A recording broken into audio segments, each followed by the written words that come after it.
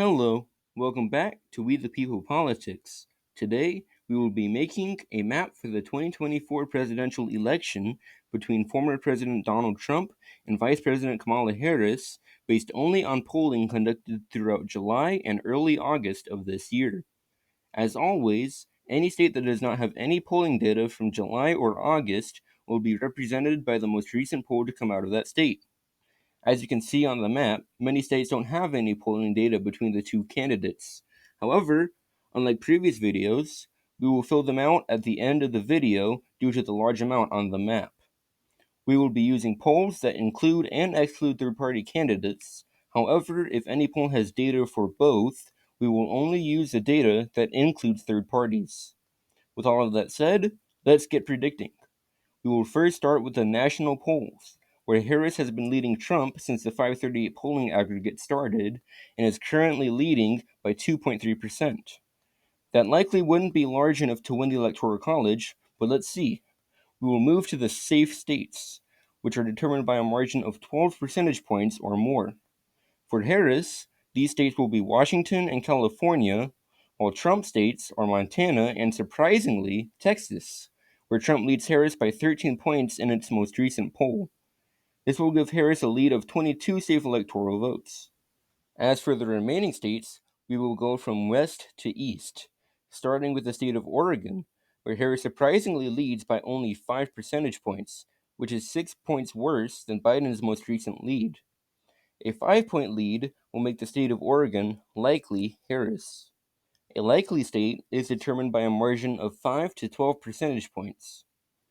Moving on to the state of Nevada, the polling here has slightly tightened since Harris became the nominee. However, Trump still leads the average by 2.6%, down from his previous lead of 6%, making Nevada lean Trump. A lean state is determined by a margin of 2 to 5 percentage points.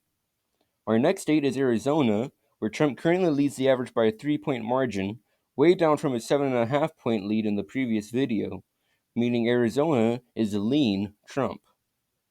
Our next state is New Mexico, where Harris leads by 7% in a recent poll, which is up from Biden's final lead of 4% last month.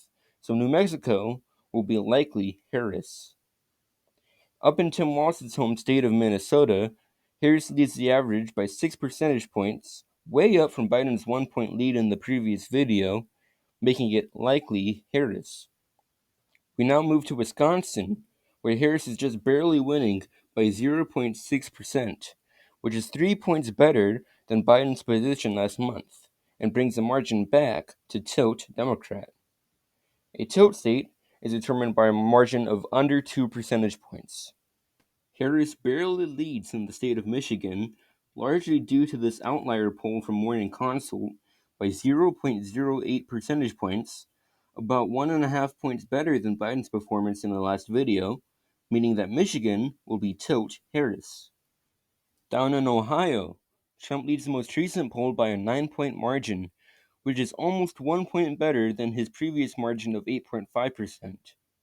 A 9-point lead will make Ohio likely Trump. Moving way down to Trump's home state of Florida, he leads the average by just under 8 points, which, like Ohio, is 1 point better than his previous polling position, meaning he will win here by a likely margin. We now move to Georgia, which I personally consider to be the most important swing state now that Harris is the nominee. However, Trump does continue to have a fairly sizable 4-point lead, down from his 6-point lead against Biden, making Georgia lean Trump. We now move up to North Carolina, where Trump leads by 2.5 percentage points, down from 6 points in the previous video, making North Carolina lean Trump. We haven't had any new polling out of Virginia since Harris became the presumptive nominee, but polling before had Harris barely winning by less than a point, slightly worse than Biden's 2-point lead last month, making Virginia tilt Harris. We now move to the very important battleground state of Pennsylvania, where Trump leads the average by 1%, 2 points worse than in the previous video, making it tilt Trump. In New York, Harris leads the average of 2 recent polls by 11.5%, 2.5% better than Biden, and just short of a safe margin, so we'll say that New York is likely Harris. Harris also leads in the state of New Hampshire by just over 4 points, an astonishing 6 points better than Biden was doing last month, making the former battleground lean Harris. Finally, we move to Maine at large, where Harris leads the only poll out of the state by 9 percentage points in the head-to-head data, which we are using because Maine uses ranked choice voting. She is doing 7 points better than Biden was in the previous video, so we'll say that it is likely Harris. Out of all the states that have polling, Harris leads Trump by 2 electoral votes, 161 to 159. However, she isn't at 270, so we will fill in the remaining states by their 2020 results.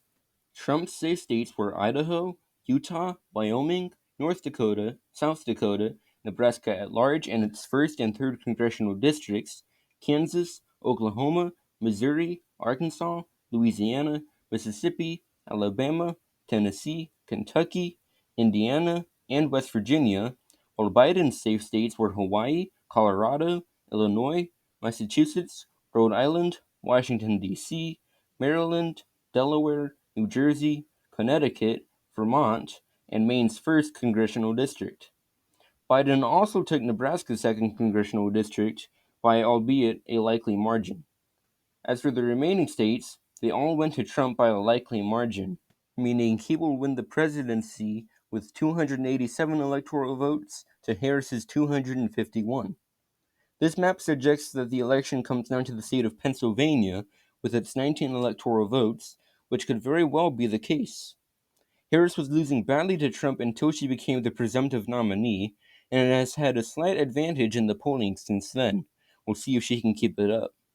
As we can see on this map here, she has massively improved over Biden in every swing state and is only losing traction in these red states because of polling from before she became the nominee. I think this election has become much closer and much more interesting, but what do you think?